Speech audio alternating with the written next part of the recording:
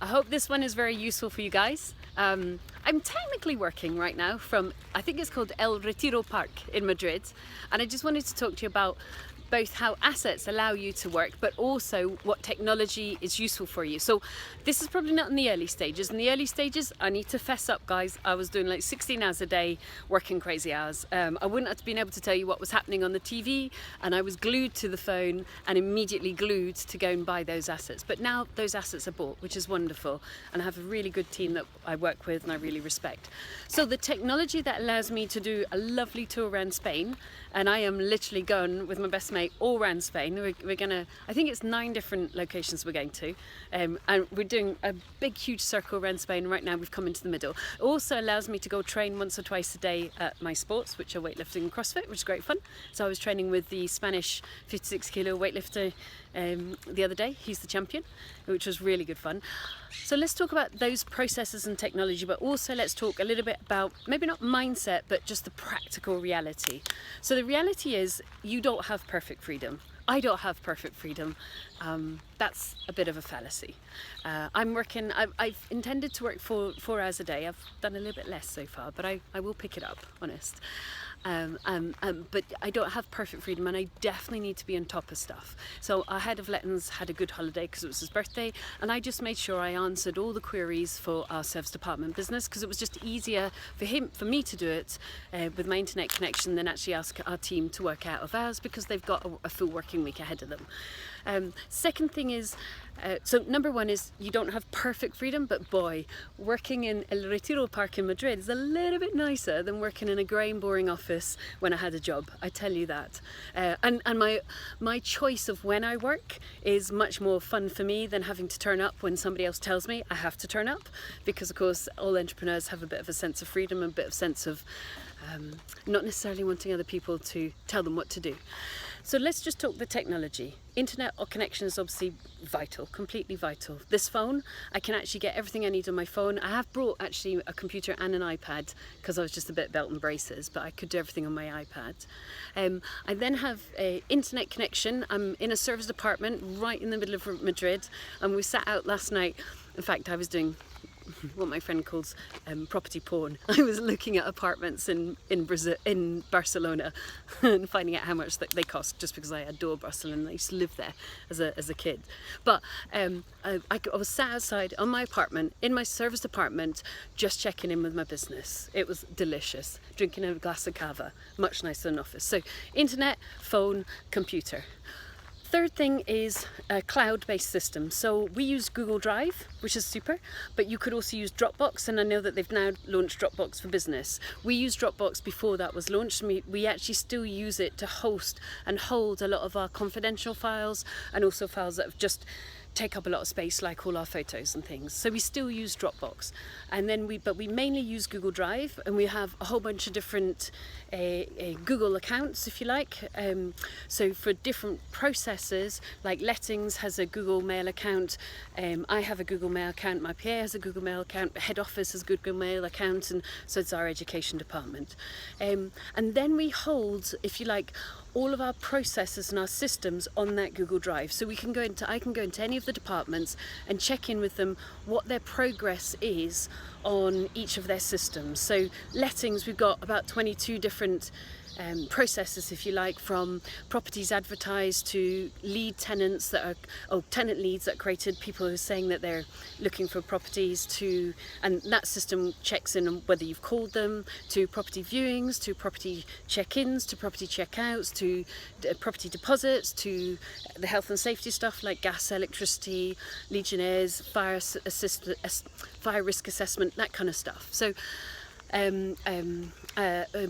tenant payments, obviously, and late payments. So I can look at that system on my Google Drive anywhere I want and find out exactly where my team is at.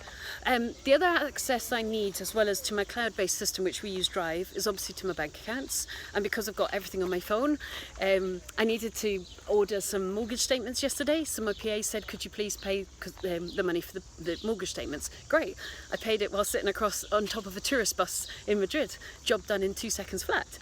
The other thing you want is probably a to-do list, so that you can communicate when you may decide that you want to do some work at 10 o'clock at night, whereas your team, which I was doing, drinking a glass of cava, whereas your team hopefully are out enjoying themselves or tucked up in bed ready for the morning. So we have to-do lists where we communicate with each other. And then finally, and I've talked about this in other videos, you want your business plan to be translated into departmental KPIs. Again, we hold this on our Google Drive. And our Google, so in each of my departments, we know what the team needs to be achieving on a monthly basis, and we check in on that on a monthly basis. So I'll be checking in on that because I'm away for almost a month. Not quite a month, but almost a month. So by having cloud-based systems, by having banking, by having Google Drive, by having processes that are very clear and easy to understand, so that all the data is not held in people's heads, but all the data is actually held on the system. So anytime they do something, they register they've done it. So for example, a tenant check-in. When the tenant sends their ID, it's registered and it's scanned and it's put into a file, and a little 1 is ticked off in that particular column. When the tenant sends in the employer's form, it's scanned, it's put into the file, a little 1 is ticked and put into that column. So I can check, and I can either, I don't actually do this, but I can actually check, have they physically done it, and check if I can physically see it in the file, which I wouldn't do, or I can check, have they put a 1 in it because they've definitely done it. So by there you can have an overview of what your team are doing, and then you can have a bigger overview into your KPIs while being in Madrid. So you can have a great level of freedom using technology. We're about to move on to Podio and really take our processes, which are mainly Excel spreadsheets. We're actually quite late, really. We're late developers, and make our processes a lot more developed so that they're pertinent to us and to how we do work. Oh, the other thing is third-party software pieces. So for us, we do some service partners. We don't have a huge business service department. We're just at the test-out stage. So obviously Booking.com and Airbnb, and we've actually translated some of their processes and then put it back into our system. So for example, Airbnb, if you want to be a super host, you need to get 8% of your reviews being 5-star. You need 100% level of commitment, meaning you never cancel on anybody. You need 50% review rate of reviewing other people. I can't remember the other 2 things, but you need to respond within, you need to have, I think it's 80 or 90% response rate. Well, we want to be 100%, please, guys. And then there's one other thing as well. So you need to be really behaving in the way that they would want a good host to be, and that will allow your listing to go high up the rankings, and therefore obviously people will see your listing more quickly.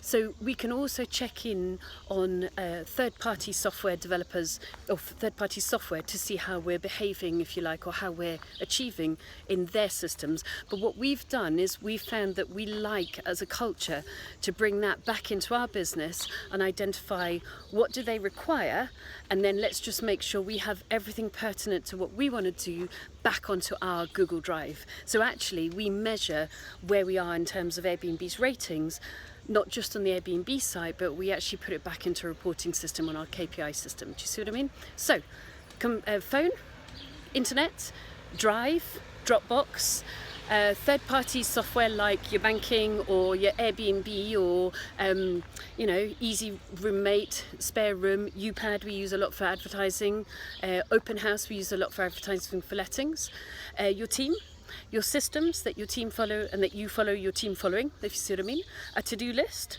a telephone, and then you can work more or less anywhere you want. I'm committed to working 4 hours a day because I think it's only fair to be able to go away for this long to commit to a very small amount of work a day just to be part of the team helping the business grow. But it's a pretty nice place to work, isn't it? I hope that's useful. Speak soon. Bye.